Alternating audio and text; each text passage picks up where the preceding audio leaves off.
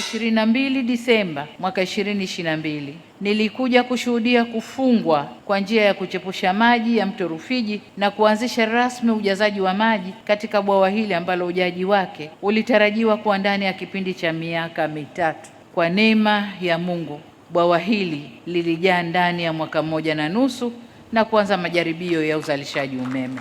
Kwa furaha kubwa leo tumekutana tena katika eneo hili kwa ajili ya ufunguzi wa mradi huu kwa kuwa umekamilika. Hapa niwaambie kwamba kila kitu kimekamilika na kinafanya kazi, hatua ambayo ni fahari kubwa kwa taifa letu. Tunasema ndoto imetimia na mpango umewezekana.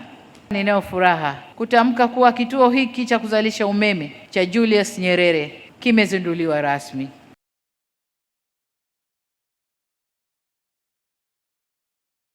Mheshimiwa Rais, uwezo wetu wa kuzalisha umeme umefikia megawati 4646 dhidi ya mahitaji ya juu ya gridi ya taifa ya megawati 2271 na hivyo kuwa na ziada ya umeme ya megawati 2375. Hii inatufanya tuwe daraja la muhimu la kuunganisha soko kubwa la nishati ya umeme barani Afrika, kwani nchi yetu ni mwanachama wa East African Power Pool na Southern Africa Power Pool, ambapo Tanzania inaunganisha mtandao wa umeme kikanda.